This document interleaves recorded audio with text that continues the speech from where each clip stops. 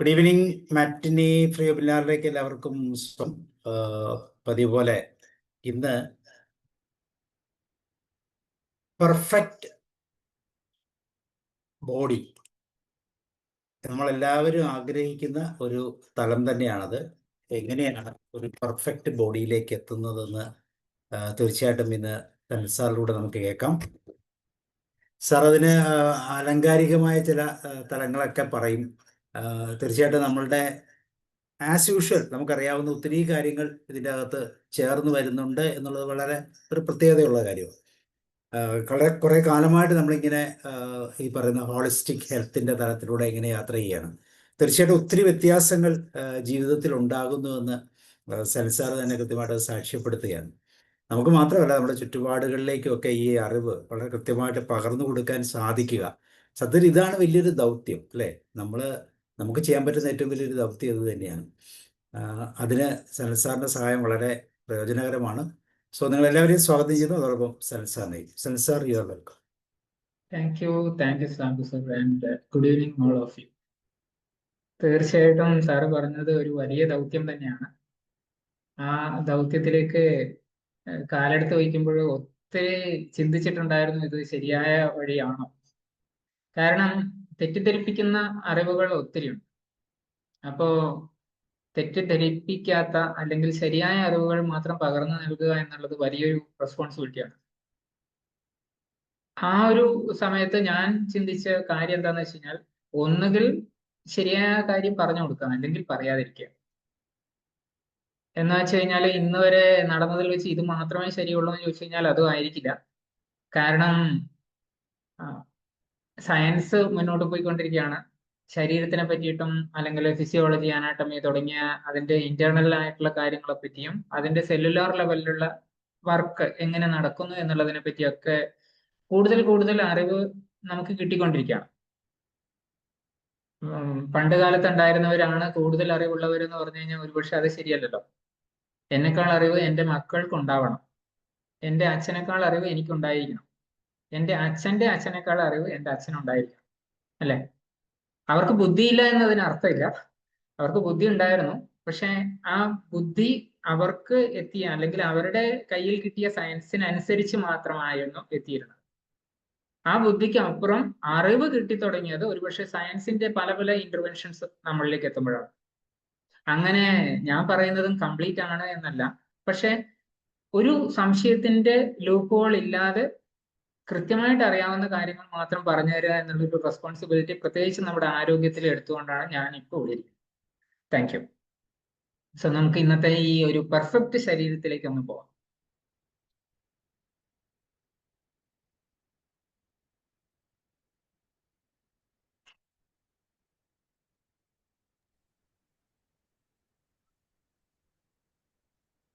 Okay, നമ്മുടെ ഈ perfect ശരീരം അല്ലെങ്കിൽ നമ്മൾ ഈ പറയുന്ന തികഞ്ഞ ശരീരം എന്ന് പറയുന്നത് എല്ലാവർക്കും ഒരുപോലെ ആവണമെന്നില്ല. പല മാനദണ്ഡങ്ങൾ അതിനകത്ത് വെച്ചിട്ടുണ്ട്. അങ്ങനെയാണെങ്കിൽ പോലും നമ്മൾ ആരും ഇങ്ങനെ ഒരു ശരീരത്തിൽ ഇരിക്കാൻ ആഗ്രഹിക്കുന്നില്ല. ഒരുപക്ഷെ നമ്മളൊക്കെ പോകാൻ ആഗ്രഹിക്കുന്നത് കുറച്ചുകൂടി ബെറ്റർ ആയിട്ടുള്ള, അറ്റ്ലീസ്റ്റ് നമ്മുടെ മുഖത്ത് എപ്പോഴും ഒരു പ്രസാദം തുടിക്കുന്ന ഒരു ശരീരത്തിലേക്ക് എത്തണം എന്നുള്ളതാണ്. മുഖം ശരീരത്തിന്റെ ഒരു ഭാഗമാണ്. പക്ഷെ ശരീരത്തിന്റെ മറ്റു ഭാഗങ്ങൾക്കൊക്കെ എന്തെങ്കിലുമൊക്കെ പ്രശ്നങ്ങൾ ഉണ്ടെങ്കിൽ അത് മുഖത്ത് പ്രകടമാവും. അപ്പൊ അതുകൊണ്ട് തന്നെ ആ ഒരു ശരിയായ ശരീരത്തിലേക്ക്, ഒരു പെർഫെക്റ്റ് ആയിട്ടുള്ള തികഞ്ഞ ശരീരത്തിലേക്ക് നമുക്ക് എങ്ങനെ പോകാം എന്നുള്ളതിനെ പറ്റിയിട്ടാണ് ഞാൻ ഇന്ന് പറയാൻ ഉദ്ദേശിക്കുന്നത്. ഇതിൽ ഈ ഒരു പെർഫെക്റ്റ് ബോഡി എന്നുള്ള ഒരു സംഭവത്തിനെ പറ്റി അന്വേഷിച്ച് തുടങ്ങിയപ്പോൾ മനസ്സിലായ കാര്യം എന്ന് വെച്ച് കഴിഞ്ഞാൽ പലരും പല രീതിയിൽ അതിനെ കണക്കാക്കുന്നത്. അതിൽ പ്രത്യേകിച്ച് മീഡിയക്ക് വലിയൊരു റോളുണ്ട്. മീഡിയ ചിലപ്പോൾ സ്കിന്നിനെ റിലേറ്റഡ് ആയിട്ട് പറയുന്നുണ്ടാവും, അല്ലെങ്കിൽ ചിലപ്പോ കുറച്ചുകൂടി ഡെപ്തിലേക്ക് പോയി കഴിഞ്ഞാൽ ശരീര വടിവുകളെ പറ്റി പറയുന്നുണ്ടാവും. അതുപോലെ പല കൾച്ചർ, പല സംസ്കാരത്തിനനുസരിച്ചും ഇത് മാറുന്നുണ്ട്. ഇന്ത്യയിലെ പെർഫെക്റ്റ് ബോഡി അല്ലെങ്കിൽ കേരളത്തിലുള്ളവർക്ക് പെർഫെക്റ്റ് ബോഡി എന്താണെന്ന് തോന്നുന്നതായിരിക്കണം എന്നില്ല US-ലുള്ളവർക്ക്. അതുപോലെ തന്നെ പേഴ്സണൽ ഡിഫറൻസസ്. എൻ്റെ ഫാമിലിയിൽ എനിക്ക് കിട്ടിയിരിക്കുന്ന കുറെ ചിന്തകളുണ്ട്. ആ ചിന്തകൾക്കനുസരിച്ച് ഞാൻ എൻ്റെ ശരീരത്തിനെ കാണുന്നത് ഒരു പ്രത്യേക രീതിയിലായിരിക്കും. അതുപോലെ തന്നെ ഞാൻ മനസ്സിലാക്കിക്കൊണ്ടിരിക്കുമ്പോൾ, കൂടുതൽ പഠിച്ചുകൊണ്ടിരിക്കുമ്പോൾ, വളർച്ച ഉണ്ടാവുമ്പോൾ ഞാൻ എൻ്റെ ഹെൽത്ത് ഗോൾസ് വ്യത്യസ്തമായിട്ട് ചിന്തിക്കുന്നത് കൊണ്ടോ അല്ലെങ്കിൽ വ്യത്യസ്തമായിട്ട് സെറ്റ് ചെയ്യുന്നത് കൊണ്ടോ അതിലും വ്യത്യാസം ഉണ്ടാവാം. അങ്ങനെ നോക്കുമ്പോൾ ഒരുപക്ഷെ നമ്മുടെ ഈ ഒരു ക്ലിയർ സ്കിന്നും അല്ലെങ്കിൽ വളരെ ആരോഗ്യമുള്ള മുടിയും എന്നൊക്കെ പറയുന്നതോ അതല്ലെങ്കിൽ നമ്മുടെ ശരീരത്തില് ഒട്ടും വയറ് തള്ളി ഇല്ലാതെ അങ്ങനെ ഒരു ടോൺഡ് ആയിട്ടുള്ള അല്ലെങ്കിൽ സിക്സ് പാക്ക് ആയിട്ടുള്ള ഒരു മസിൽസ് ഒക്കെ കാണിക്കുന്ന ഒരു രീതിയും, അതോ അല്ലെങ്കിൽ ചിലപ്പോ ലീൻ വേസ്റ്റ്, നമ്മൾ WHO പൊതുവെ ആരോഗ്യത്തിനെ പറ്റി പറയുമ്പോൾ പറയാറുണ്ട് വേസ്റ്റ് ടു ഹിപ്പ് റേഷ്യോ. അതിൽ തന്നെ ആ വേസ്റ്റ് വളരെ ലീൻ ആയിട്ട് വളരെ മെലിഞ്ഞ് ഇരിക്കുന്നതൊക്കെ ആയിക്കഴിഞ്ഞാൽ അതും പലപ്പോഴും മെയിൽ ഫീമെയിൽ ഇതിലും വ്യത്യാസം വരാം. ഓക്കെ, ആൻഡ് ഇതൊക്കെ ശരിക്കും പറഞ്ഞു കഴിഞ്ഞാൽ നമ്മുടെ ശരീരത്തിന്റെ മൊത്തത്തിലുള്ള ആകാരം എങ്ങനെയുണ്ട്, അതിന്റെ ഹൈറ്റ് എങ്ങനെയുണ്ട്, ഇങ്ങനെയുള്ള ഒരു സിമെട്രി കൂടി നോക്കിയിട്ടാണ് കണക്കാക്കുന്നത്. എന്നാൽ അതേ സമയത്ത് ഒരു ഫിറ്റ്നസ് സെന്ററിലോ അല്ലെങ്കിൽ ഒരു ജിമ്മിലോ പോയി അല്ലെങ്കിൽ ബോഡി ബിൽഡിംഗ് കോമ്പറ്റീഷൻ നടക്കുന്ന ഒരു സ്ഥലത്ത് പോയിട്ട് ഇങ്ങനെ പറഞ്ഞു കഴിഞ്ഞാൽ ചിലപ്പോൾ അത് മതിയാവില്ല. അതിന് പകരം ഒരുപക്ഷെ വെൽ ഡിഫൈൻഡ് ആയിട്ടുള്ള മസിൽസ് അതിൽ അവർക്ക് കാണാനുണ്ടാവണം. എന്നാൽ അതിനേക്കാൾ കുറച്ചുകൂടി ഒരു നല്ലൊരു ഡോക്ടറുടെ അടുത്തോ അല്ലെങ്കിൽ ഒരു ഹെൽത്ത് കോച്ചിന്റെ അടുത്തോ പോയി കഴിഞ്ഞാൽ അവർ പറയുന്നത് ഒരുപക്ഷെ ബോഡി ഫാറ്റ് പെർസെൻറ്റേജ് കുറച്ചുകൂടി കുറക്കണം എന്നുള്ളതായിരിക്കും. നമ്മുടെ മസിൽസിന്റെ അളവ് കൂടുന്നതിന് ഒരു മാനദണ്ഡം കൂടിയാണത്. പോസ്റ്റർ അടിപൊളിയായിരിക്കണം. അതുപോലെ തന്നെ നമ്മുടെ ആ മൊത്തത്തിലുള്ള പ്രൊപ്പോർഷൻ, ബോഡി പ്രൊപ്പോർഷൻ എന്ന് പറയുന്നത് കറക്റ്റ് ആയിരിക്കണം. ചില ആളുകൾക്ക് കാല് വളരെ നീളമുണ്ട്, ശരീരത്തിന്റെ മുകളിലെ ഭാഗത്ത് ഒരുപാട് വലിപ്പം തോന്നുന്നില്ല എങ്കിൽ എത്ര തന്നെ മസിൽ ബിൽഡപ്പ് ചെയ്ത് കഴിഞ്ഞാൽ പോലും ചിലപ്പോൾ അവിടെ നമുക്കൊരു ഓഡ് ഫീലിംഗ് ഉണ്ടാവും, അല്ലെ? അപ്പൊ അങ്ങനെയാണെങ്കിൽ ഒരു സിംഗിൾ ഡെഫിനിഷൻ ഇല്ലാത്ത ഈ ഒരു പെർഫെക്റ്റ് ബോഡിയെ ഒരു പക്ഷേ കുറച്ചുകൂടി വളരെ വ്യക്തമായിട്ട് കണ്ടത് ഒരു ചാൾസ് ആറ്റ്ലസ് എന്ന് പറഞ്ഞൊരു വ്യക്തിയാണ്. ആഞ്ചലോ സിസിലിയാനോ എന്നാണ് ഇദ്ദേഹത്തിന്റെ ശരിയായ പേര്. എന്താണ് ഇദ്ദേഹത്തിന്റെ പിന്നിലെ ഒരു സ്റ്റോറി എന്ന് വെച്ച് കഴിഞ്ഞാൽ 1892 ജനിച്ച ഇദ്ദേഹം US ഒരു ഫേമസ് ആയിട്ടുള്ള ഒരു ബോഡി ബിൽഡർ ആയിരുന്നു. പ്ലസ് അദ്ദേഹത്തിന്റെ പേര് വെച്ചിട്ട് തന്നെയുള്ള ഒരു ബോഡി ബിൽഡിംഗ് പാറ്റേൺ അല്ലെങ്കിൽ ഒരു ടൈപ്പ് ഓഫ് ട്രെയിനിങ് പ്രോഗ്രാം അദ്ദേഹം വികസിപ്പിച്ചെടുക്കുകയും അതിനെ പ്രൊമോട്ട് ചെയ്യുകയും അതിനെ അഡ്വർടൈസ് ചെയ്യുകയും ചെയ്തിരുന്നു. അദ്ദേഹത്തിന്റെ പേര് ആഞ്ചലോ എന്നാണെന്ന് ഞാൻ പറഞ്ഞു. അദ്ദേഹത്തിന്റെ പേര് സ്വീകരിച്ചതും ഒരു സ്റ്റോറിയാണ്. ഒരു പ്രാവശ്യം ആക്ച്വലി ആ സ്റ്റോറി ഞാൻ കുറച്ച് ചുരുക്കി പറയാം. അദ്ദേഹത്തിന്റെ ഗേൾഫ്രണ്ടുമായിട്ട് ചെറുപ്പകാലത്ത് ഒരു ബീച്ചിൽ ഇരിക്കുന്ന സമയത്ത് ആരോ ഒരാൾ അദ്ദേഹത്തെ വല്ലാതെ അങ്ങ് മോശം പറയുകയും പ്രത്യേകിച്ചും ഗേൾഫ്രണ്ടിന്റെ മുന്നിൽ വെച്ച് പറഞ്ഞുകൊണ്ട് അത് വല്ലാതെ ഫീൽ ചെയ്യുകയും ചെയ്തു.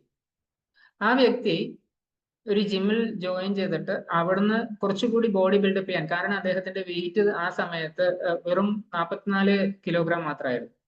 അപ്പൊ ആ വളരെ മെലിഞ്ഞ അല്ലെങ്കിൽ വളരെ ശുഷ്കിച്ച ശരീരത്തിന് ഒട്ടും ബലം തോന്നാത്ത ദുർബലനായ ഒരു വ്യക്തി ജിമ്മിൽ പോയി എക്സസൈസ് ചെയ്യാൻ, എക്യുപ്മെന്റ്സ് ഒക്കെ വെച്ചിട്ട് എക്സസൈസ് ചെയ്യാൻ, വെയിറ്റ് ഒക്കെയാണ് ആ സമയത്ത് എല്ലാവർക്കും യോജിച്ച രീതിയിലുള്ള എക്സസൈസ് എക്യുപ്മെന്റ്സ് ഉണ്ടാവണമെന്നില്ല. അതുകൊണ്ട് തന്നെ പലതും ചെയ്യുമ്പോൾ ഇദ്ദേഹത്തിന് പറ്റുന്നുണ്ടായിരുന്നില്ല. ജിമ്മിലും അദ്ദേഹത്തിന് ആരോ മോശം പറഞ്ഞു. ഇതുകൂടി ആയപ്പോഴേക്ക് അദ്ദേഹം എന്ത് ചെയ്യേണ്ടോ എന്നുള്ള ഒരു അവസ്ഥയിൽ അങ്ങനെ നിൽക്കുകയായിരുന്നു. ഒരു ദിവസം അദ്ദേഹം ഒരു കാശ് ബംഗ്ലാവിന് മുന്നിൽ പോയ സമയത്ത് അദ്ദേഹത്തിന് മുന്നിൽ ഒരു കടുവ മൂരിന് വരാന്ന് പറയില്ല, മീൻസ് ഒരു ഫ്രണ്ട് ലെഗ് രണ്ടും കുത്തിയിട്ട് വളരെ ശക്തിയോട് കൂടിയിട്ട് ശരീരത്തിന് ബലം കൊടുക്കുന്നതായിട്ട് കണ്ടു. ആ സമയത്ത് അദ്ദേഹത്തിന്റെ മനസ്സിലേക്ക് ഓടിയ ഒരു കാര്യം എന്ന് വെച്ച് കഴിഞ്ഞാൽ ഒരു ജിം എക്യുപ്മെന്റും ഇല്ലാതെ ഈ കടുവ എങ്ങനെ ഇത്രമാത്രം ശക്തി ആർജിച്ച് നിൽക്കുന്നത്? കാട്ടിലെ സിംഹത്തിനും ജിം എക്യുപ്മെന്റ് ഒന്നും കിട്ടാറില്ലല്ലോ. അങ്ങനെ അദ്ദേഹം ചിന്തിച്ച് കൂടുതൽ അതിന്റെ ഡെപ്തിലേക്ക് പോയപ്പോൾ അദ്ദേഹത്തിന് മനസ്സിലായ ഒരു കാര്യം എന്ന് വെച്ച് കഴിഞ്ഞാൽ ശരീരത്തിനെ തന്നെ ഉപയോഗിച്ചിട്ട് ശരീരത്തിന്റെ പേശികൾക്ക് കൂടുതൽ ബലം വരുത്തുന്ന ഒരു പ്രക്രിയയിലാണ് ആ ജീവികളൊക്കെ ഉള്ളത്. അതിന് ഒരുപക്ഷെ റെസിസ്റ്റൻസ് ട്രെയിനിങ് എന്ന് വേണമെങ്കിൽ പറയാം. അദ്ദേഹം അത്തരം ട്രെയിനിങ് പ്രാക്ടീസുകൾ സ്വന്തമായിട്ട് വീട്ടിൽ വെച്ച് ചെയ്യാൻ തുടങ്ങി. അങ്ങനെ അദ്ദേഹത്തിന്റെ ബോഡി കുറച്ചുകൂടി ബിൽഡപ്പ് ആയി. ഒരു ദിവസം അദ്ദേഹം ഒരു റെസ്റ്റോറൻറ്റിൽ ചായ കുടിച്ചുകൊണ്ടിരുന്ന സമയത്ത് അദ്ദേഹത്തിന്റെ ഫ്രണ്ട് അദ്ദേഹത്തിനോട് സൂചിപ്പിക്കുകയാണ്, നിന്റെ ബോഡി ഇപ്പൊ കാണാൻ അറ്റ്ലസിനെ പോലെ ഉണ്ടെന്ന്. അറ്റ്ലസ് എന്ന് പറയുന്നത് ഒരു ഗ്രീക്ക് ദേവതയാണ്. ഭൂമി എടുത്തു പൊക്കി എന്നൊക്കെ അറ്റ്ലസിനെ കുറിച്ചുള്ള കഥകളുണ്ട്. അപ്പൊ ആ അറ്റ്ലസിന്റെ ബോഡി പൊതുവെ എല്ലാ ചിത്രങ്ങളിലും കാണിക്കുന്നതെന്ന് വെച്ച് കഴിഞ്ഞാൽ അപ്പർ ബോഡി വളരെ വെൽ ബിൽട്ട് ആയിട്ടുള്ള ഫിസിക് ആയിട്ടുള്ള ഒരു ബോഡിയാണ്. ആ ഒരു ശരീരത്തിനോട് സാദൃശ്യമുണ്ട് എന്ന് ഈ ഏഞ്ചലോനെ പറ്റി പറഞ്ഞപ്പോൾ, അദ്ദേഹത്തിന്റെ സുഹൃത്ത് അങ്ങനെ പറഞ്ഞപ്പോൾ, ഇദ്ദേഹം ആ ഒരു പേര് സ്വീകരിക്കുകയാണ് ചെയ്തത്. ഒഫീഷ്യലി ലോ ആൻഡ് ഓർഡർ പ്രകാരം തന്നെ അദ്ദേഹം ആ ഒരു പേരിലേക്ക് മാറ്റപ്പെട്ടു പിന്നീട്. അങ്ങനെ 1922 അദ്ദേഹം അദ്ദേഹത്തിന്റെ തന്നെ ഒരു ട്രെയിനിങ് പാറ്റേൺ കൊണ്ടുവരികയാണ് ചെയ്യുന്നത്. അതിന് പറയുന്നത് dynamic fitness dynamic fitness training എന്നുള്ള രീതിയിലാണ് അതിനെപ്പറ്റി പറയുന്നത്.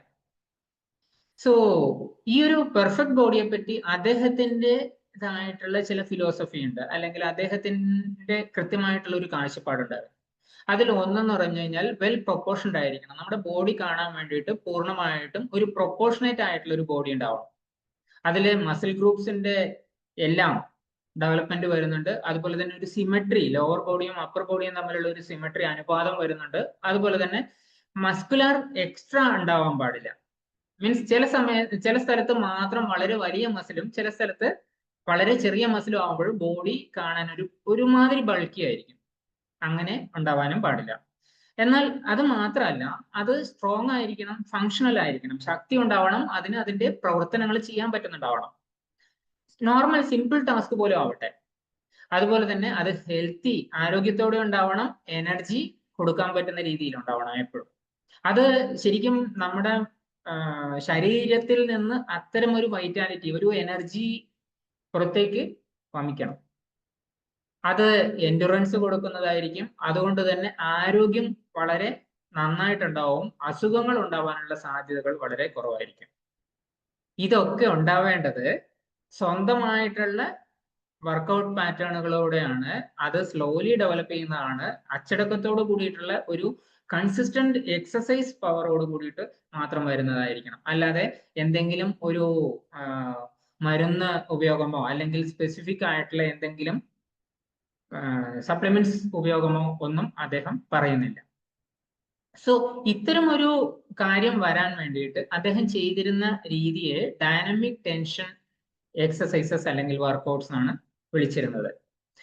ആ ഒരു രീതി ശരിക്കും പറഞ്ഞു കഴിഞ്ഞാൽ എന്താ അവിടെ സംഭവിക്കുന്നതെന്ന് വെച്ച് കഴിഞ്ഞാൽ, നമ്മുടെ ശരീരത്തിലെ ഒരു മസിൽ ഗ്രൂപ്പ് വേറൊരു മസിൽ ഗ്രൂപ്പിനെ റെസിസ്റ്റ് ചെയ്യുകയാണ് ചെയ്യുന്നത്. സാധാരണഗതിയിൽ നമ്മളൊരു ബൈസെപ്പ് കേൾ അല്ലെങ്കിൽ നമ്മളൊരു ഡംബൽ എടുത്തിട്ട് പൊക്കുന്ന സമയത്ത് എന്താ സംഭവിക്കുന്നത്? നമ്മുടെ കയ്യിൽ ഡംബൽ ഉണ്ടാവും. ഈ ഡംബൽ ഉപയോഗിച്ചിട്ട് ഒരുപക്ഷെ ഒരു വാട്ടർ ബോട്ടിൽ ഉപയോഗിച്ചിട്ട് നമുക്ക് ബൈസെപ്പ് കേൾ ചെയ്യുന്ന ഒരു രീതിയിലേക്കാണ് വരുന്നതെങ്കിൽ, ഇദ്ദേഹം പറഞ്ഞിരുന്നത് അങ്ങനെയല്ല. നമ്മുടെ ഒരു കൈയുടെ സ്ട്രെങ്ത് ഉപയോഗിച്ചിട്ട് അതിനെ സ്ട്രെങ്ത് കൊടുക്കുക. അങ്ങനെ കൊടുക്കുന്ന സമയത്ത്, റെസിസ്റ്റ് ചെയ്യുന്ന സമയത്ത് ഒരു മസിൽ ഗ്രൂപ്പ് മറ്റൊരു മസിൽ ഗ്രൂപ്പിനെ ഓപ്പോസിറ്റ് ആയിട്ടുള്ള പ്രവർത്തനത്തിലേക്കാണ് കൊണ്ടുപോകുന്നത്. മറ്റ് ഉപകരണങ്ങളൊന്നും ഇല്ലാതെ തന്നെ രണ്ട് മസിൽ ഗ്രൂപ്പിനും ഇവിടെ സ്ട്രെങ്ത് കിട്ടുക ചെയ്യുന്നത്. അപ്പൊ ചില എക്സസൈസസ് നമ്മൾ രണ്ട് ഭാഗത്തും വേറെ വേറെ ചെയ്യേണ്ടതായിട്ടുണ്ടാവും. ചില എക്സസൈസസ് നമുക്ക് മൊത്തത്തിൽ ചെയ്യാൻ പറ്റും. അങ്ങനെ ചെയ്യുന്ന ഒരു രീതിയിൽ ഇവിടെ നമുക്ക് ഗുണം എന്താന്ന് വെച്ച് കഴിഞ്ഞാൽ, എക്സ്ട്രാ എക്യുപ്മെന്റ്സ് ഒന്നും ഇല്ലാതെ എവിടെ വെച്ച് വേണമെങ്കിലും ചെയ്യാൻ പറ്റും. അതൊരു നല്ല കാര്യമല്ലേ? മേ ബി ഒരു 5 മിനിറ്റ് അല്ലെങ്കിൽ ഒരു 10 മിനിറ്റ് സമയം ഉണ്ടെങ്കിൽ തീർച്ചയായിട്ടും നമുക്ക് ആ ഒരു ഗ്രൂപ്പ് ഓഫ് എക്സസൈസസ് കംപ്ലീറ്റ് ചെയ്യാനും പറ്റും. ഫുൾ മസിൽസ് എൻഗേജ് ആവും. പ്രത്യേകിച്ച് അപ്പർ ബോഡി റിലേറ്റഡ് ആണ് ഇദ്ദേഹം കൂടുതൽ പറയുന്നത് എന്നുള്ളത് കൊണ്ട് തന്നെ അപ്പർ ബോഡിയുടെ എല്ലാ മസിൽസും, ലോവർ ബോഡിക്ക് വേണ്ടിയിട്ട് നമുക്ക് ചെയറൊക്കെ ഉപയോഗിച്ചിട്ട് വേറെയും എക്സസൈസ് ചെയ്യാൻ പറ്റുന്നതാണ്. കാലിന് വേണ്ടിയിട്ട് സ്പെസിഫിക് ആയിട്ടുള്ള എക്സസൈസസ് ഒക്കെ ചെയ്യാൻ പറ്റുന്നതാണ്. ഇതിലെ ഒരു പ്രധാന ഗുണം എന്താണെന്ന് വെച്ച് കഴിഞ്ഞാൽ, ഒരു തുടക്കക്കാരന് പോലും ഒരു ഇഞ്ചറി ഇല്ലാതെ വളരെ സുഖമായിട്ട് ചെയ്യാൻ പറ്റും. കാരണം അദ്ദേഹത്തിന്റെ ശരീരം തന്നെ അദ്ദേഹത്തിനെ റെസിസ്റ്റ് ചെയ്യുന്നതുകൊണ്ട് തീർച്ചയായിട്ടും എവിടെ നിർത്തണം എന്നുള്ളത് അദ്ദേഹത്തിന് മനസ്സിലാവും. അതുകൂടാതെ എല്ലാ എക്സസൈസസും അദ്ദേഹം പറയുന്ന ആ ഒരു പാറ്റേൺ പൂർണ്ണമായിട്ടും നമ്മുടെ ബ്രീത്തിങ് കൂടെ, മീൻസ് അത് അവസാനിപ്പിക്കുന്ന ഒരു ബ്രീത്തിങ് ടെക്നിക്കോട് കൂടിയിട്ട് ആയതുകൊണ്ട് തന്നെ അത് പൂർണ്ണമായിട്ടും നമ്മുടെ ശരീരത്തിന് ഹെൽപ്ഫുൾ ആവുന്നുണ്ടാവും. സോ ഇത്തരം ഒരു എക്സസൈസ് രീതി സാധാരണഗതിയിൽ ഇവിടെ പ്രധാനപ്പെട്ട ചില പാറ്റേൺ പറഞ്ഞു കഴിഞ്ഞാൽ, ഒന്ന് ചെസ്റ്റ് പ്രസ് വിത്ത് പാം. നമ്മുടെ ഈ രണ്ട് കൈയും അമർത്തിയിട്ടൊക്കെ ചെയ്യുന്ന സമയത്ത് തീർച്ചയായിട്ടും നമ്മുടെ ചെസ്റ്റിന് വരെ, നിങ്ങൾക്ക് വേണമെങ്കിൽ ഇത് ഈ സമയത്ത് ചെയ്തു നോക്കുകയും ചെയ്യാം കേട്ടോ. ഈ ചെസ്റ്റിന് പോലെ നമ്മളിങ്ങനെ ചെയ്യുന്ന സമയത്ത് പൂർണ്ണമായിട്ടും ചെസ്റ്റിന് വരെ ഒരു പ്രസ് കിട്ടുന്ന രീതിയിലാണ് അത്. അതുപോലെ ഇപ്പം ബൈസെപ്പ് കേൾസിൻ്റെ ഞാൻ പറഞ്ഞു. അതുപോലെ തന്നെ ഷോൾഡർ പ്രസ് ചെയ്തിട്ട് ചെയ്യാൻ പറ്റുന്നതാണ്. അതുപോലെ തന്നെ ലെഗ് എക്സ്റ്റൻഷൻ, അങ്ങനെ ഒരു ടെൻഷൻ കൊടുത്തിട്ടുള്ള ഒരു രീതിയുണ്ട്.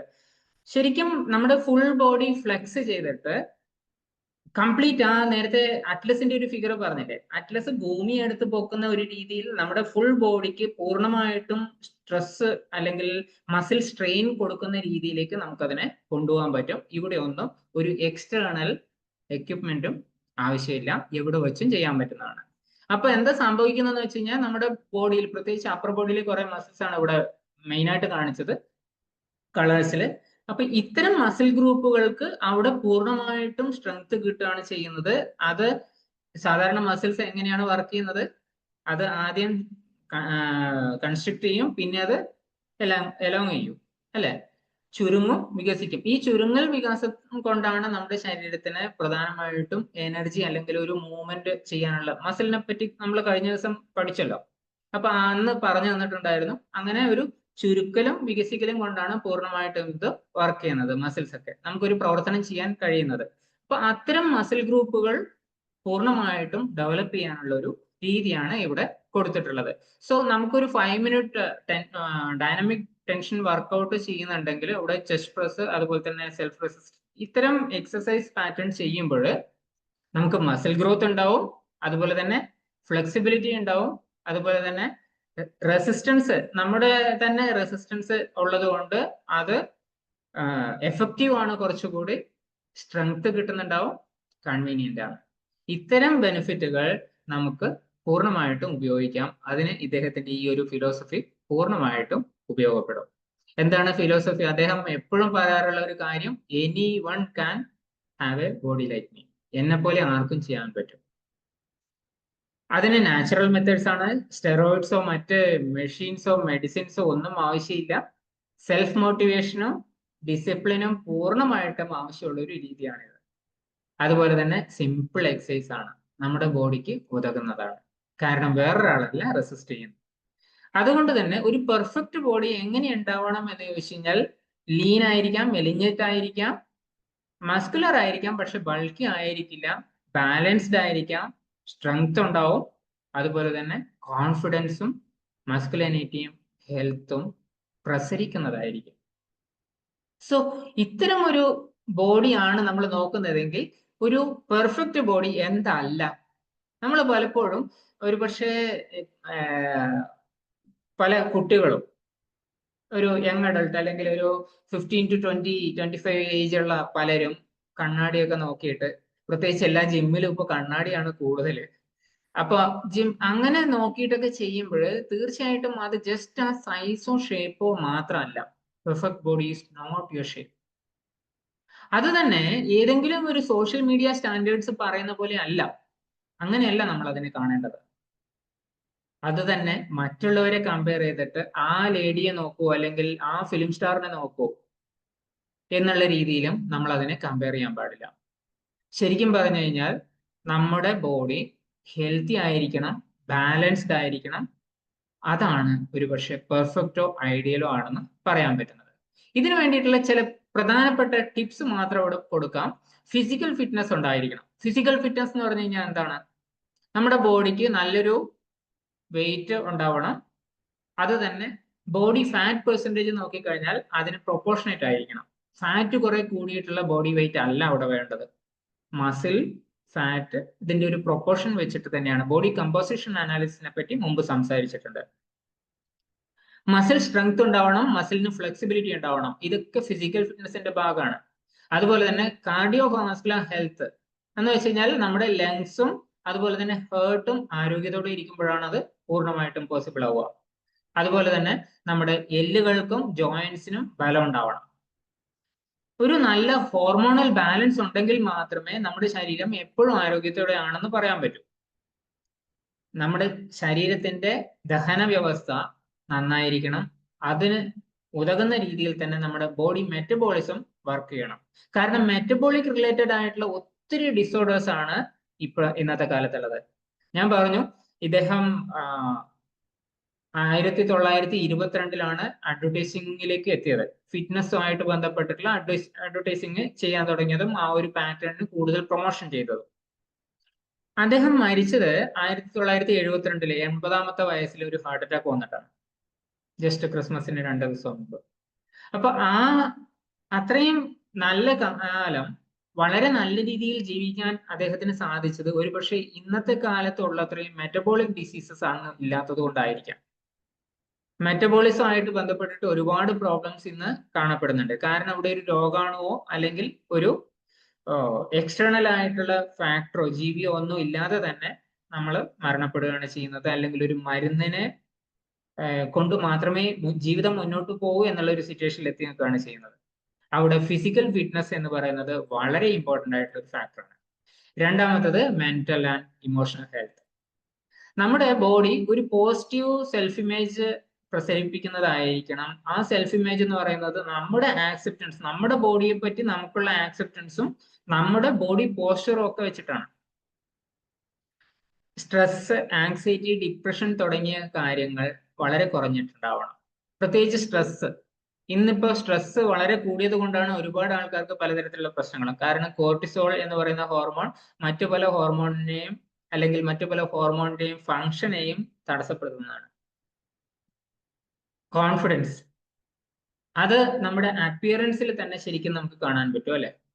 അതുകൊണ്ട് തന്നെ അത് നമ്മുടെ കഴിവുകളെ അല്ലെങ്കിൽ നമ്മൾ ചെയ്യുന്ന പ്രവർത്തനത്തിലത്തെ പെർഫോമൻസിനെ ബാധിക്കുന്നതാണ്.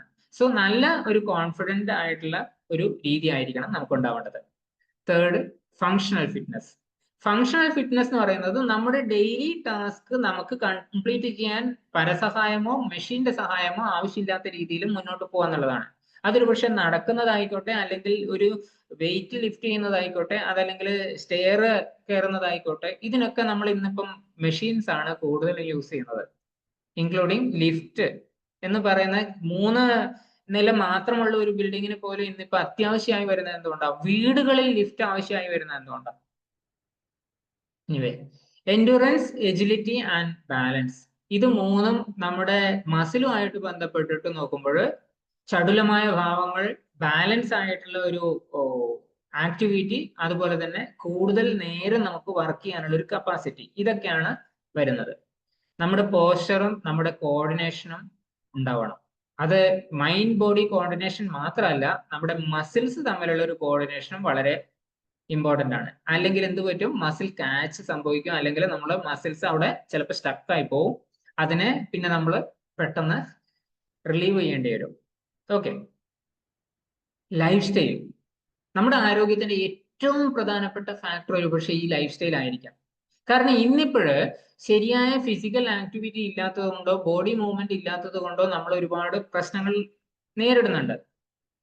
അതുപോലെ തന്നെ ശരിയായ ന്യൂട്രീഷൻ നമുക്ക് കിട്ടാത്തത് കൊണ്ടോ, നമ്മൾ ഒരുപക്ഷെ ഹോട്ടൽ ഫുഡും പ്രോസസ്ഡ് ഫുഡും കൂടുതലായിട്ട് എടുക്കേണ്ടി വരുന്നത് കൊണ്ടോ ഒക്കെയുള്ള ബുദ്ധിമുട്ടുകൾ. അത് ജസ്റ്റ് ആ ന്യൂട്രീഷണൽ ഡെഫിഷ്യൻസി മാത്രമല്ല, ആവശ്യമില്ലാത്ത സാധനങ്ങൾ നമ്മൾ കൂടുതൽ കഴിക്കുന്ന, ഒരുപക്ഷെ എക്സസ് ഫാറ്റ്, റിഫൈൻഡ് ആയിട്ടുള്ള ഐറ്റംസ് ആൻഡ് പ്രോസസ്ഡ് ഫുഡിൽ കൂടുതൽ വരുന്ന കെമിക്കൽ റിലേറ്റഡ് ആയിട്ടുള്ള ഐറ്റംസ് ഒക്കെ വരുന്നുണ്ട്. And sugar. സ്ലീപ്പ് ഹൈജീൻ അത്യാവശ്യമാണ്. നമ്മുടെ ലൈഫ് സ്റ്റൈലിന്റെ ഒരു പ്രധാനപ്പെട്ട ഹെൽത്തി ആയിട്ട് നമുക്ക് കൺട്രോൾ ചെയ്യാൻ പറ്റുന്ന ഒരു ഭാഗമാണത്. Hydration and detoxification. ഇത് രണ്ടും എന്തുകൊണ്ട് ഒരുമിച്ച് പറഞ്ഞതെന്ന് വെച്ച് കഴിഞ്ഞാൽ, നമ്മൾ മഴക്കാലത്ത് വെള്ളം കുടിക്കുന്ന അളവ് പല ആൾക്കാരിലും കുറവാണ്. എന്നാൽ മഴക്കാലത്ത് നമ്മുടെ ശരീരത്തിന് അത്രയും വേണ്ടോ? അല്ല.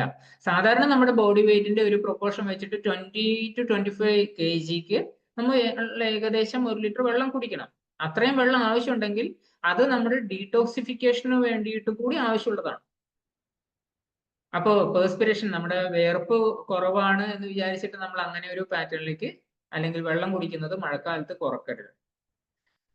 ഹാംഫുൾ ആയിട്ടുള്ള അല്ലെങ്കിൽ നമ്മുടെ ശരീരത്തിനോ മനസ്സിനോ തൃപ്തികരമല്ലാത്ത ഉപയോഗശൂന്യമായ ചില ഹാബിറ്റുകൾ ഉണ്ടെങ്കിൽ അത് ഒഴിവാക്കുക. അതൊരു പക്ഷെ നെഗറ്റീവ് മീഡിയ ആവാം, സ്മോക്കിങ്ങും ആൽക്കഹോളും ഒക്കെ പൊതുവെ എല്ലാവരും പറയുന്നതാണ്. ആ ഒരു നമുക്ക് നമ്മുടെ ശരീരത്തിന് അത് ചേരുന്നില്ല എന്ന് തോന്നുന്നുണ്ടെങ്കിൽ ഒരുപക്ഷെ നോൺ വെജോ ഈവൻ പാല് പോലും ഒഴിവാക്കേണ്ട സിറ്റുവേഷൻസ് ഉണ്ടാവും. ഇറ്റ് ഓൾ ഡിപ്പെൻസ് നമ്മുടെ ബോഡി എങ്ങനെ അതിനോട് പ്രതികരിക്കുന്നു എന്നുള്ളതിനെ കൂടെ. സോ അതുകൂടി നോക്കിയിട്ട് വേണം നമ്മൾ തീർച്ചയായിട്ടും ശരീരത്തിന് അല്ലെങ്കിൽ നമ്മുടെ പെർഫെക്റ്റ് ബോഡിയെ തിരഞ്ഞെടുക്കാൻ. നമ്മൾ വേണം നമ്മുടെ പെർഫെക്റ്റ് ബോഡിയെ തിരഞ്ഞെടുക്കാൻ. അതിനുതകുന്ന ആ ഡൈനാമിക് ടെൻഷൻ വർക്കൗട്ട് രീതി തീർച്ചയായിട്ടും നമുക്ക് ഒരു ജിമ്മിലൊന്നും പോകാതെ തന്നെ നമ്മുടെ വീട്ടിൽ വെച്ച് ഉപയോഗിക്കാൻ പറ്റും എന്നുള്ളത് കൊണ്ട് തന്നെ ചാൾസ് അറ്റ്ലസിനെ പരിചയപ്പെടുത്തുക എന്നുള്ളതാണ് ഇന്നത്തെ എൻ്റെ ഉദ്ദേശം. അപ്പൊ ഒന്നിച്ച് തന്നെ physical fitness, mental and emotional health, അതുപോലെ തന്നെ നമ്മുടെ പെർഫോമൻസ് അല്ലെങ്കിൽ ഡെയിലി ടാസ്ക് ചെയ്യാനുള്ള നമ്മുടെ കഴിവ് പ്ലസ് ലൈഫ് സ്റ്റൈൽ, ഇതിനെ നാലിനെയും ഒരുമിച്ച് ഹെൽത്തി ആയിട്ട് കൊണ്ടുപോകുക എന്ന് പറയുന്നത് നമ്മുടെ മാത്രം കയ്യിലുള്ളതാണ്. അതുകൊണ്ട് തന്നെ അത് നമുക്ക് നമ്മുടെ നെക്സ്റ്റ് തലമുറയിലേക്ക് പറഞ്ഞു കൊടുക്കാനും കുറച്ചുകൂടി എളുപ്പമുണ്ടാവും. സോ ഇത്ര കൊണ്ട് ഇന്ന് നിർത്തുന്നു. Thank you. Thank you sir.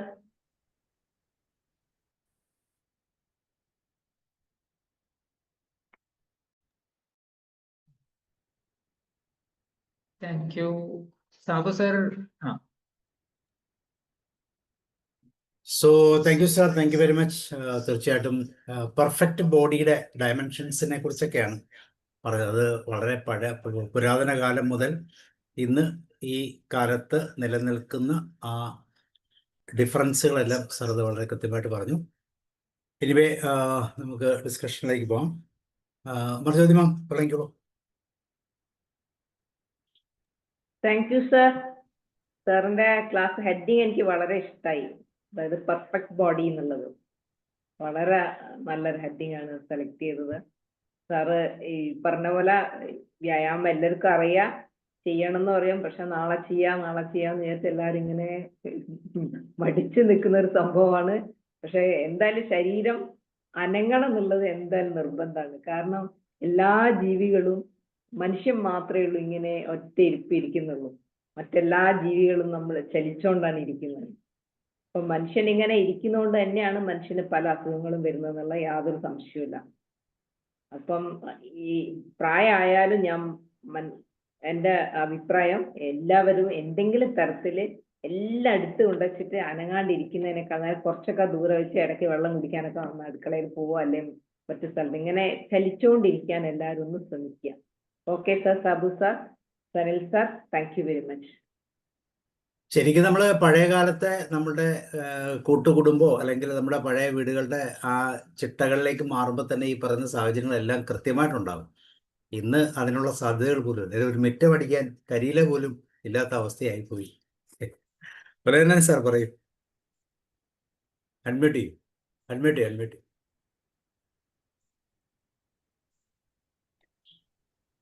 Sir ഭംഗിയായിരിക്കുന്നു. വലിച്ചു നീട്ടാതെ ഉള്ള കാര്യം അങ്ങ് തുറന്നു പറഞ്ഞു. നമുക്കിത് ഈ വിഷയം തന്നെ സാറിന് വേണേൽ 2 മണിക്കൂർ 4 ക്ലാസ് ആയിട്ടൊക്കെ എടുക്കാം.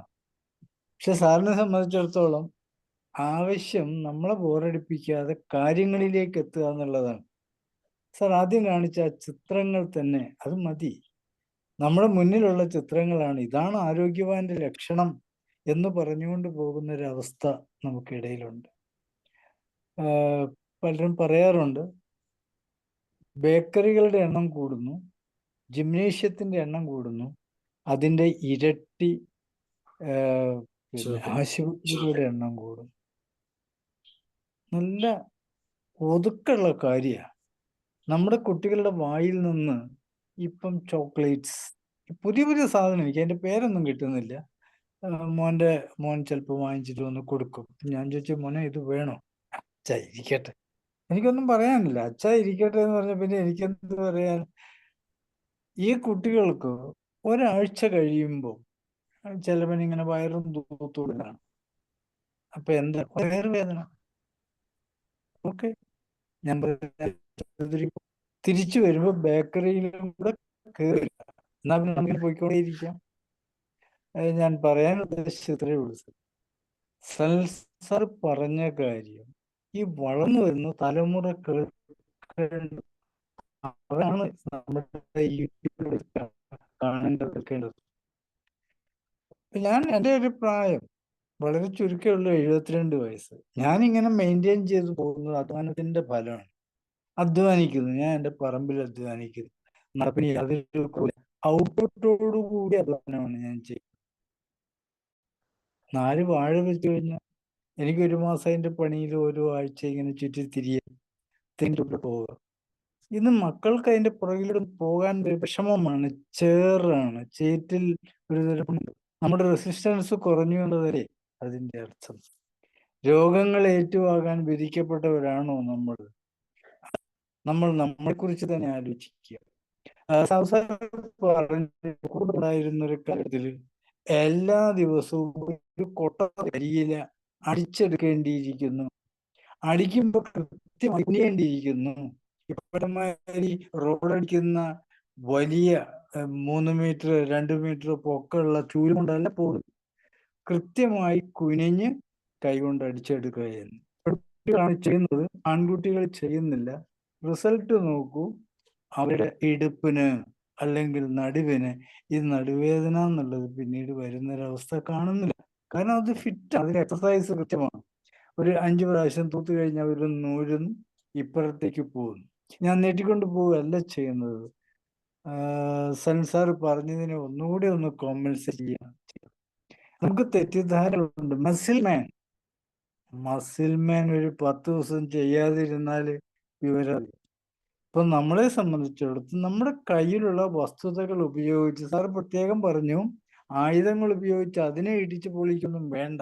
അല്ലാതെ തന്നെ നമ്മുടെ മസിൽസുകളെ കൊണ്ട് അടുത്ത മസിൽസിനെ കംപ്രസ് ചെയ്യാനോ റിലീസ് ചെയ്യാനോ സാധിക്കുമ്പോൾ അത് തന്നെയാണ് എക്സസൈസ്. വളരെ നന്നായിരുന്നു സാർ, സന്തോഷമുണ്ട്. Thank you sir. Gopakumar sir. നമസ്കാരം. സാറ് പറഞ്ഞതുപോലെ ഒരു ബേക്കറി ഉണ്ടെങ്കിൽ അതിൻ്റെ ഇടയ്ക്ക് ഒരു മെഡിക്കൽ സ്റ്റോർ അത്യാവശ്യമാണ്. ഒരു മെഡിക്കൽ സ്റ്റോറും ഒരു ബേക്കറിയും ആ രീതിയിൽ തന്നെ പോയെങ്കിൽ എടുക്കൂ. വളരെ കാര്യമാത്ര പ്രസക്തമായിരുന്നു ഇന്നത്തെ ക്ലാസ്. വളരെ നല്ല രീതിയിൽ ക്ലാസ് എടുത്തു.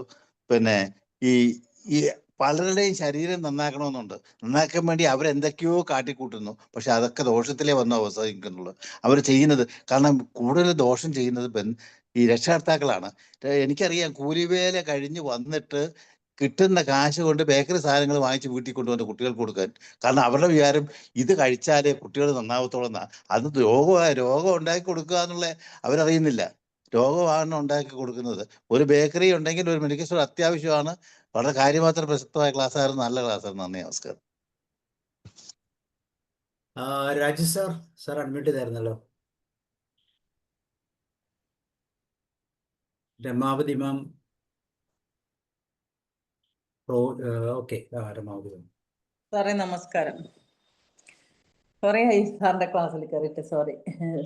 സാർ നമസ്കാരം. കാരണം ഒരു പെർഫെക്റ്റ് ബോഡി, അത് കേൾക്കുമ്പോൾ എനിക്ക് നല്ല സന്തോഷം തോന്നി, നല്ല ക്ലാസ് ആയിരിക്കും എന്ന് തോന്നി. അതുപോലെ തന്നെ സാറ് എന്താ പറയുക, ക്യാപ്സൂൾ പോലെ ഇങ്ങനെ കൊണ്ടുവരുന്ന സാധനങ്ങൾ കൃത്യമായിട്ടുണ്ടാവും. അത് ആ സമയത്ത് നല്ല അതേ രീതിയിൽ തന്നെ അവസാനിപ്പിക്കുക. അത് ഞാൻ എപ്പോഴും ശ്രദ്ധിക്കാറുണ്ട്. അതിലൊരു മാറ്റവും ഇല്ല. പക്ഷെ സംഗതികളാണെങ്കിൽ ഒന്നും അതിൽ വിട്ടുപോകില്ല, എല്ലാം ഉണ്ടാവും, എല്ലാ സംഭവം ഉണ്ടാവും.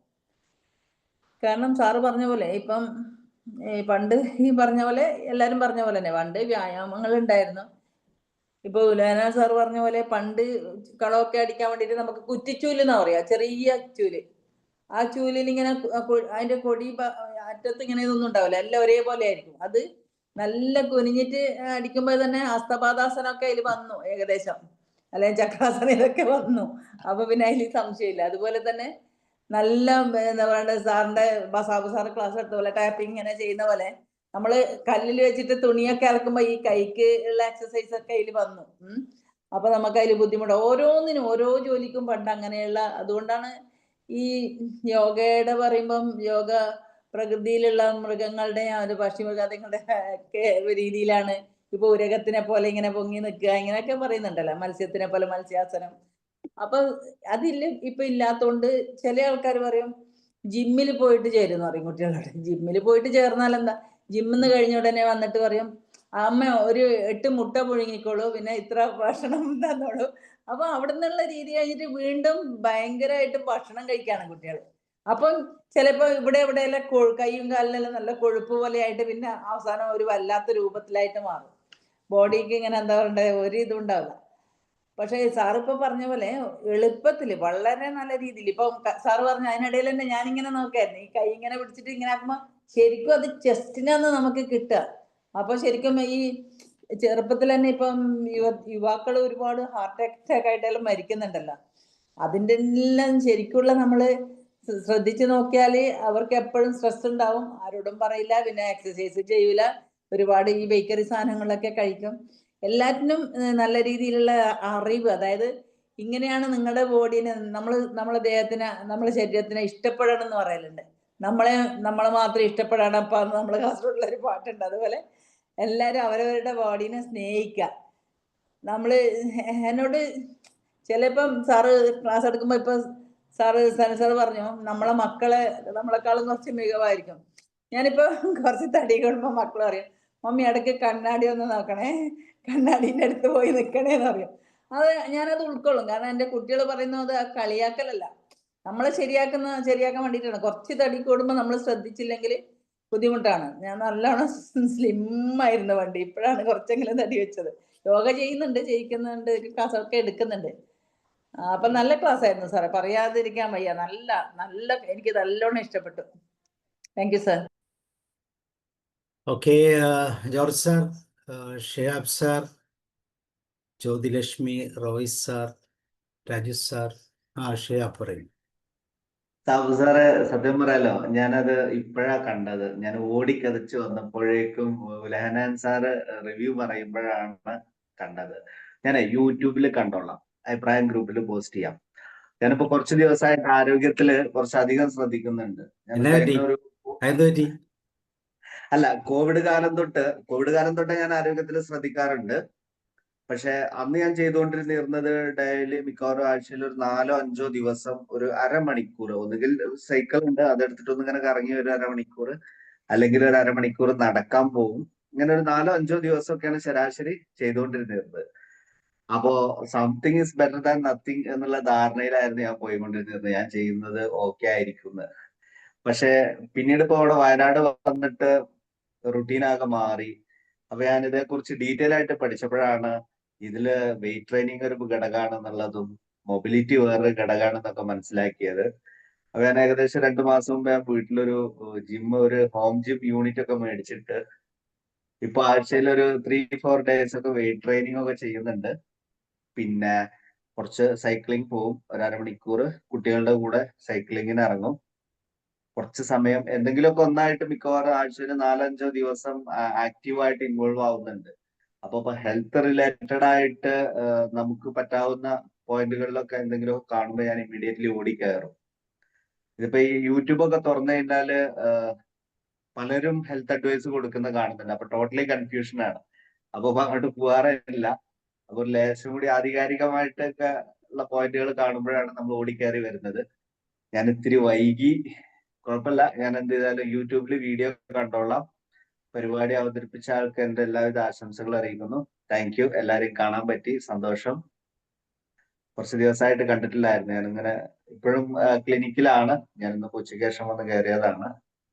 എന്തായാലും സന്തോഷം. താങ്ക് യു സാബു സാർ, എല്ലാവർക്കും ബൈ. ജോർജ് സാർ പറയും. Thank you sir. Hi. Raju sir പറയുന്നു.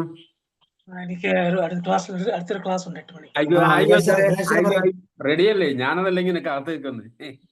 2 മിനിറ്റ് അതായത് ഇന്ന് രാവിലെ ബാത്റൂം ക്ലീൻ ചെയ്തുകൊണ്ട് ദിവസം തുടങ്ങണമെന്നാണ് ജാപ്പനീസ് രീതി. നമ്മൾ രാവിലെ കുളിച്ചിട്ടല്ലേ നമ്മുടെ ദിവസം തുടങ്ങുന്നത്. അപ്പം കുളിക്കുന്നതിന് മുമ്പ് നമ്മൾ ബാത്റൂം ക്ലീൻ ചെയ്യണം. ബാത്റൂം ക്ലീൻ ചെയ്തിട്ട് വേണം കുളിക്കാൻ. അപ്പോൾ അന്നേരം നമുക്ക് എക്സസൈസ് കൂടി ലഭിക്കുകയാണ്. പിന്നെ ഇവിടെ അറ്റ്ലസ് എന്ന് പറയുന്നത് നമുക്കറിയാം, നമ്മുടെ ഈ മാപ്പിന്റെ ബുക്കിനൊക്കെ അറ്റ്ലസ് എന്നാണ് പറയുന്നത്. കാരണം അറ്റ്ലസ് എന്ന് പറയുന്നത് ഗ്രീക്ക് ദേവനാണ്. അത് ഭൂമിയെ അത് വഹിക്കുന്നു എന്നുള്ളതായ ഒരു സങ്കല്പമാണ്. നമുക്ക് ആരോഗ്യമുണ്ടെങ്കിൽ നമുക്ക് നമ്മുടെ ശരീരത്തിന്റെ പല ഇരട്ടി നമുക്ക് ഉയർത്താൻ സാധിക്കും, അല്ലെങ്കിൽ വഹിക്കാൻ സാധിക്കും എന്നുള്ളത് അതിന്റെ ഒരു എക്സാമ്പിളാണ്. നല്ല ബോഡി, പെർഫെക്റ്റ് ബോഡി ആണെങ്കിൽ വളരെ വലിയ ഭാരം കൂടി നമുക്ക് ഉയർത്താൻ സാധിക്കും. അതായത് നമ്മൾ ഇവിടെ പോകാതെ, ജിമ്മിൽ പോകാതെ, ജിമ്മിലേക്ക് യാതൊരു വിധമായ എക്യുപ്മെന്റ്സും ഇല്ലാതെ നമുക്ക് നമ്മുടെ ശരീരത്തെ എക്സസൈസ് ചെയ്യാം. യോഗയൊക്കെ നമ്മുടെ യോഗ എന്ന് പറയുന്നതൊക്കെ ഏറ്റവും പെർഫെക്റ്റ് ആയിട്ടുള്ള എക്സസൈസ് ആണെന്ന് നമുക്കറിയാം. കാരണം യോഗയിൽ ശരീരം മാത്രമല്ല, ശരീരവും മനസ്സും ഒരുപോലെ. അതുകൊണ്ടാണ് യോഗ എന്ന് പറയുന്നത്. യോഗ മീൻസ് മനസ്സും ശരീരവും അതുപോലെ ആത്മാവും ഒരുമിച്ച് വരുന്നതിനാണ് യോഗ എന്ന് പറയുന്നത്. അപ്പം നമ്മുടെ ശരീരത്തിന്റെ മനസ്സിന്റെ ഇടയ്ക്കുള്ളത് ഈ ശ്വാസമാണ്. ഒരു കാർ ഓടണമെങ്കിൽ ആ കാർ ഓടുന്ന ടയർ കൊണ്ടാണ്. ആ ടയറിനകത്ത് എയറില്ലെങ്കിൽ കാർ ഓടുമില്ല. എയറില്ലെങ്കിൽ ഫ്ലാറ്റാന്ന് പറയും അല്ലേ? അതുപോലെ നമ്മുടെ ശരീരത്തിനും മനസ്സിനും ഇടയ്ക്കുള്ളതായിട്ടുള്ള എയർ ബ്രീത്തിങ് ഉറപ്പായിട്ടുണ്ടെങ്കിൽ നമ്മുടെ ലങ്സ് ഫുള്ളാവും. ലങ്സിൽ കൂടുതലായിട്ട് ഓക്സിജൻ വന്നു കഴിഞ്ഞാൽ കൂടുതൽ എനർജറ്റിക് ആവും. അതുകൊണ്ടാണ് യോഗയുടെ പ്രത്യേകത അതാണ്. യോഗയിൽ ഓരോ ആസനവും നമ്മൾ ചെയ്യുന്നത് ഇന്ത്യയിലെ എക്സസൈസ് അതിനകത്ത് ഇൻവോൾവ് ആണ്. എത്ര ആസനം ചെയ്യുന്നു അത്രയധികം ഇന്ത്യയിൽ എക്സസൈസ് അതിനകത്ത് വരുന്നുണ്ട്. അപ്പോൾ അതാണ് യോഗയ്ക്ക് മറ്റുള്ള എക്സസൈസിനേക്കാൾ മെച്ചമായിട്ടുള്ളത്. ബുദ്ധിമുട്ടുള്ള കാര്യമൊന്നും അല്ല, നമ്മൾ ഈസി ആയിട്ടുള്ള കാര്യമാണ്. അങ്ങനെ മനസ്സും ശരീരവും ഒരുപോലെ ആരോഗ്യകരമാക്കാനായിട്ട് സഹായിക്കും.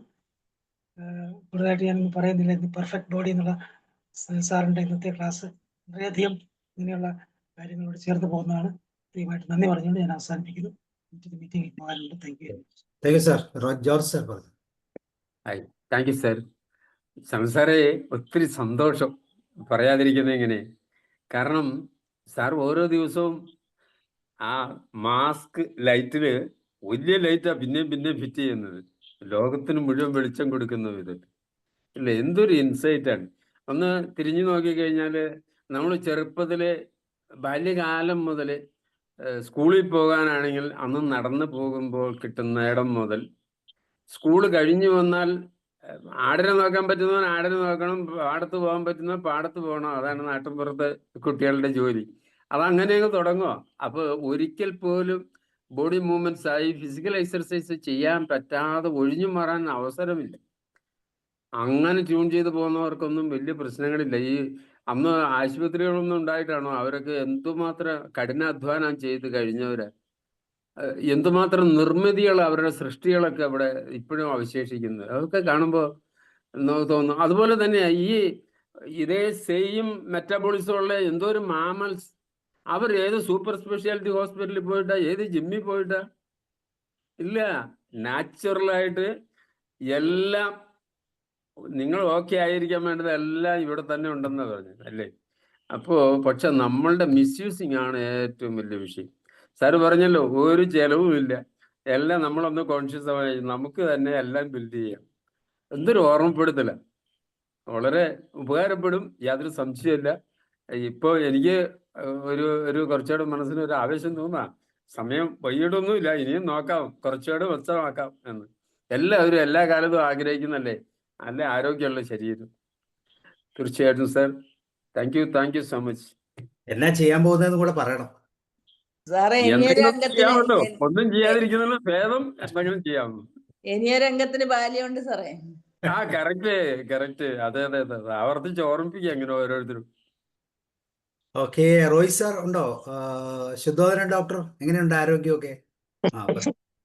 സാറ്, ഈ ഗ്രൂപ്പ് ഫോട്ടോ ഒക്കെ എടുക്കുമ്പോ ഇങ്ങനെ വയറൊക്കെ ഉള്ളിലേക്ക് തള്ളിപ്പിടിച്ചൊക്കെ നിൽക്കുമ്പോൾ വിചാരിക്കും നല്ല പെർഫെക്റ്റ് ബോഡിയൊക്കെ കിട്ടിയിരുന്നെങ്കിൽ നന്നായിരുന്നു എന്നൊക്കെ തോന്നും. പക്ഷെ നമ്മുടെ ഈ തിരക്കും ജീവിത സാഹചര്യങ്ങളും മടിയും കാലാവസ്ഥയും ഒക്കെ വരുമ്പോഴത്തേക്ക് നമുക്ക് അങ്ങനെ ശരീരത്തിനെ മാത്രം നോക്കിയിരിക്കാം. കാരണം നമുക്ക് നമ്മുടെ മനസ്സിനെയും തലച്ചോറിനെയും ഒക്കെ പുഷ്ടിപ്പെടുത്തുകയും വേണമല്ലോ. ഈ ശരീരം മാത്രം ഹെർക്കൂലിയൻ ബോഡി ആയിട്ടിരിക്കുകയും മനസ്സും ബുദ്ധിയും ഒക്കെ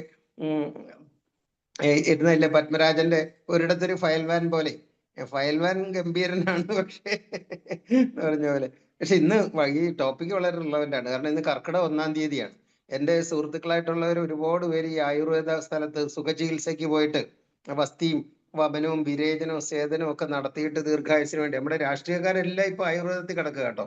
ഇവിടെ ഈ നമ്മുടെ ഷൊർണൂരും അതേപോലെ തന്നെ തൃത്താലയിലും അവിടെ ഇവിടുത്തെ കൈരളി റിസോർട്ടിലും ഒക്കെ എല്ലാം ഉഴിച്ചിലും പിഴിച്ചിലും ഒക്കെ ആയിട്ട് ഭയങ്കര ബുക്കിംഗ് ആണ്. 7 ദിവസം 14 ദിവസം 21 ദിവസം ഒക്കെ, ഒരു വർഷത്തേക്ക് വേണ്ട ആരോഗ്യമൊക്കെ പെർഫെക്റ്റ് ബോഡി ആക്കി എടുക്കാൻ വേണ്ടിയിട്ട് ഒരു 40,000 50,000 രൂപ കൊടുത്തിട്ട് പെർഫെക്റ്റ് ബോഡി ആക്കുകയാണ്. അതൊന്നും ഇല്ലാതെ ഉള്ള സിമ്പിൾ നമ്മൾ തന്നെ നമ്മുടെ ശരീരത്തിനെ കൊണ്ട് ചെയ്യുന്നതൊക്കെ. പക്ഷെ ഷെയ്പ്പ് ഒന്നും വലിയ കാര്യമില്ല എന്ന് എൻ്റെ അഭിപ്രായം. കാരണം നമ്മൾ ഈ 6 കട്ട ബോഡി, എന്താണ് 6 പാക്ക് വയറും ഒന്നും വെച്ച് നടക്കേണ്ട കാര്യമില്ല. നമ്മുടെ ഫ്ലെക്സിബിലിറ്റി ഉള്ള ഒരു ശരീരം ഉണ്ടെങ്കിൽ അത് അല്ലാതെ പെരുപ്പിച്ച് കാണിക്കുന്ന മസിലുകളും അതൊന്നും വലിയ കാര്യമാണെന്ന് എനിക്ക് തോന്നുന്നില്ല. കാരണം ഈ വലിയ മസിലന്മാരൊക്കെ വാർദ്ധക്യകാലത്ത് ഭയങ്കര ബോറായിട്ട് അവരുടെ ഷോൾസെൻസറിന്റെ ഒക്കെ ബോഡി പോലെയും ഒക്കെ നമ്മൾ കണ്ടല്ലേ. അർണോൾഡിന്റെ ബോഡിയൊക്കെ ഇപ്പൊ കണ്ടാൽ നമ്മൾ കരഞ്ഞു പോകും.